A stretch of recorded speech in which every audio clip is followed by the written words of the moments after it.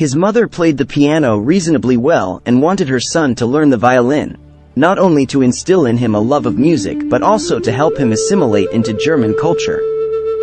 According to conductor Leon Botstein, Einstein began playing when he was 5. However, he did not enjoy it at that age.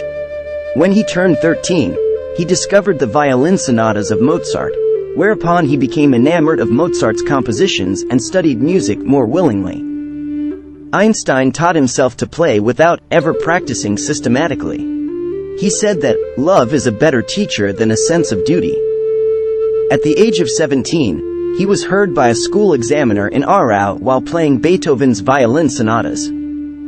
The examiner stated afterward that his playing was remarkable and revealing of great insight. What struck the examiner, writes Botstein, was that Einstein displayed a deep love of the music, a quality that was and remains in short supply. Music possessed an unusual meaning for this student. Music took on a pivotal and permanent role in Einstein's life from that period on. Although the idea of becoming a professional musician himself was not on his mind at any time, among those with whom Einstein played chamber music were a few professionals, including Kurt Applebaum, and he performed for private audiences and friends. Chamber music had also become a regular part of his social life while living in Bern, Zurich, and Berlin, where he played with Max Planck and his son, among others. He is sometimes erroneously credited as the editor of the 1937 edition of the Cockle Catalogue of Mozart's work. That edition was prepared by Alfred Einstein, who may have been a distant relation.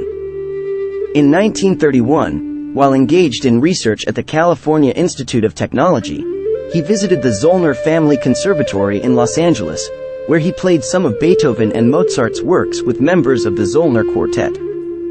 Near the end of his life, when the young Juilliard Quartet visited him in Princeton, he played his violin with them, and the quartet was impressed by Einstein's level of coordination and intonation.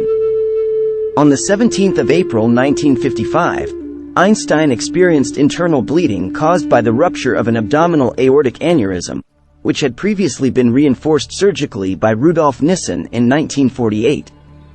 He took the draft of a speech he was preparing for a television appearance commemorating the State of Israel's 7th anniversary with him to the hospital, but he did not live to complete it. Einstein refused surgery, saying, "I want to go when I want. It is tasteless to prolong life artificially. I have done my share, it is time to go. I will do it elegantly." He died in the Penn Medicine Princeton Medical Center early the next morning at the age of 76, having continued to work until near the end.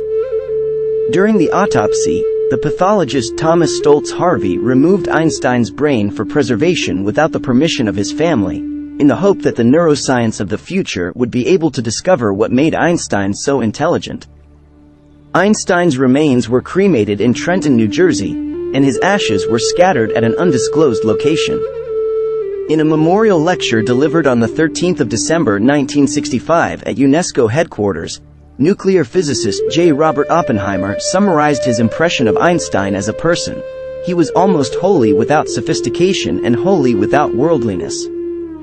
There was always with him a wonderful purity at once childlike and profoundly stubborn. Einstein bequeathed his personal archives, library, and intellectual assets to the Hebrew University of Jerusalem in Israel.